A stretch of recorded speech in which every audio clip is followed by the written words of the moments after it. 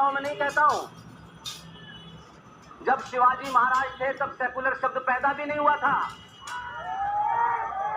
लेकिन सत्ताओं की बीमारी यह होती है कि राजनीतिक स्वार्थों के लिए आप ऐतिहासिक पुरुषों के लिए कैसा इस्तेमाल करते हैं। इसलिए मैं कहता हूं कि दुनिया में अगर सबसे बड़ा झूठ और फरेब हमारे इस तथाकथित आजादी मिलने के बाद अगर बोला गया तो उस शब्द का नाम है सेकुलरिज्म।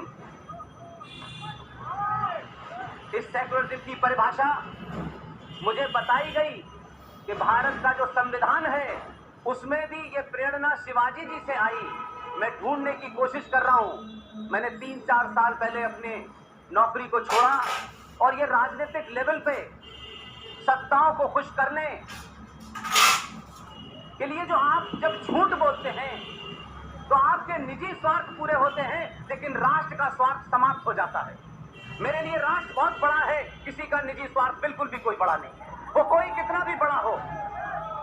इसलिए सेकुलर शब्द यूरोप की कल्पना से आया। यूरोप के अंदर जो उस वक्त के किंग हुआ करते थे, राजा हुआ करते थे, वो चर्च से चला करते थे। तो वहां इस बात की चर्चा हुई कि ये जो राजा है जिसके पीछे चर्च एक डायरेक्शन देता है, कहीं ऐसा ना हो जाए कि जो लोग चर्च के नहीं मानने वाले हैं, नास्तिक लोग हैं या क्रिश्चियन नहीं हैं, उनके साथ अन्याय ना हो जाए। लिहाजा राजा का कोई मजहब नहीं होगा, राजा सेकुलर होगा, ये वहां से कल्पना चली। लेकिन भारत का इतिहास हजारों साल का ये बताता है कि भारत में हजारों संस्कृतियां आई, यहाँ आक्रांता आए, हर मजहब के आए, इस्लामिक आक्रांता भी आए, ईसाई आक्रांता भी आए। उसके बावजूद भी भारत की धरती ने कभी उनके मजहब के नाम से उनके साथ डिस्क्रिमिनेशन नहीं किया। यहाँ के समाज में, यहाँ के समाज की रगों के अंदर सेकुलरिज्म बहुत पहले से बहता है, जब दुनिया को सेकुलरिज्म की कोई कल्पना भी नहीं थी।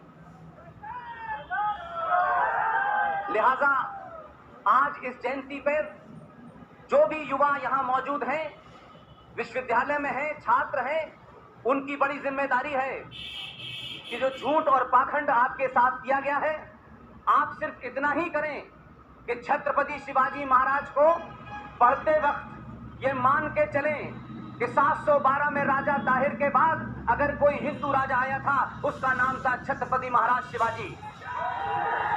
इसलिए उसको किसी रंग में और राजनीतिक स्वार्थ के लिए उसके ऊपर नए नए कपड़े न पहनाएं। इस सेकुलर शब्द का जब भारत की संविधान बन रहा था, दिसंबर 1948 में जो संविधान सभा के अंदर जितनी भी डेलिब्रेशन चल रहे थे, तब भी किसी साहब ने सेकुलर शब्द की बात कही थी। उस वक्त संविधान सभा में जब सेकुलर शब्द पे डिबेट आई तो एक महान नेता ने खड़े होकर के कहा कि भारत की संस्कृति, हमारा सनातन किसी सेकुलर शब्द का मोहताज नहीं है। भारत की धरती में अनेक लोग आए, अनेक लोग बसे, उन्होंने अपने धर्मों मजहबों के हिसाब से अपने रीति रिवाज किए, लेकिन कोई डिस्क्रिमिनेशन नहीं हुआ। लिहाजा भारत के संविधान में किसी सेकुलर शब्द की आवश्यकता नहीं है। और ये जो हम भारत का संविधान बना रहे हैं, ये भारत सरकार कैसे चलनी चाहिए इसलिए बना रहे हैं। भारत का समाज कैसे चलेगा ये संविधान तय नहीं करेगा। इस डिबेट के बाद जो ओरिजिनल संविधान है, जिसको छुपाया गया, जिसको मिटाया गया, जिसको फाड़ के उसमें से कुछ पन्ने निकाल दिए गए, उस संविधान को जो बाबा साहब अंबेडकर का संविधान था, उसे सन 1976 में कुछ राजनीतिक स्वार्थियों ने, सत्ता के लोभियों ने, और उस वक्त अपनी सत्ता को बीच में बनाए रखने के लिए कुछ लोगों का उन्हें वोट चाहिए था। इसलिए रात के अंधेरे में जब देश के तमाम नेता और बुद्धिजीवी जेल में थे, यकायक मैडम इंदिरा गांधी ने भारत के संविधान के प्रियम्बल में आपने सोशलिज्म और सेकुलरिज्म का शब्द डाला। और उससे बड़ा अपराध क्या किया जो आज भी जारी है। इसलिए मैं कहता हूं, शब्दों का चयन, शब्दों का उच्चारण बहुत महत्वपूर्ण होता है। और जो लोग उर्दू जानते हैं, क्योंकि लखनऊ शहर है, कैप्टन सिकंदर रिजवी जो हिंदू राष्ट्र शक्ति के संस्थापक हैं, मैंने सुना है वो भी यहां आए हुए हैं। उर्दू में बहुत छोटी सी बात है, शब्द का अनर्थ कैसे होता है।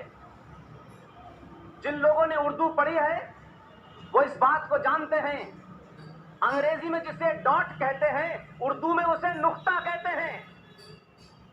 अगर नुक्ता ऊपर लगा हो तो खुदा होता है, और नुक्ता नीचे उतर जाए तो जुदा हो जाता है। इसलिए ध्यान रखें, शब्दों के साथ खिलवाड़ न करें अपने राजनीतिक स्वार्थों के लिए। 76 में सेकुलर शब्द आया, उसका ट्रांसलेशन किया गया। उस वक्त के सबसे बड़े विद्वान जनाब एलएम सिंघवी साहब, बहुत बड़े विद्वान थे, उनसे कहा गया कि सेकुलर शब्द का आप ट्रांसलेशन करें। मैडम इंदिरा गांधी ने यह काम उन्हें सौंपा। तमाम दुनिया भर की डिक्शनरी पढ़ने के बाद उन्होंने कहा, सेकुलर शब्द का हिंदी में अगर कोई ट्रांसलेशन है तो पंथ निरपेक्ष होगा, धर्मनिरपेक्ष नहीं हो सकता। लेकिन हमें और राजनीतिक शक्तियों को और पार्टियों को और विचारधाराओं को अपने स्वार्थ के लिए झूठे नारे गढ़ने का बड़ा शौक है। और एक समय था जब लोग राजनीतिक लोगों की तरफ ही देखते थे और ये मानते थे कि राजनीतिक लोग जो बोलते हैं अच्छा और बहुत महान बात बोलते होंगे। लेकिन हुआ ये कि मैडम इंदिरा गांधी इस बात के लिए तैयार नहीं हुई और उन्होंने उसका ट्रांसलेशन धर्मनिरपेक्ष करवाया। और एलएम सिंघवी साहब ने अपनी किताब में लिखा कि मैडम इंदिरा गांधी, अगर भारत धर्मनिरपेक्ष हो गया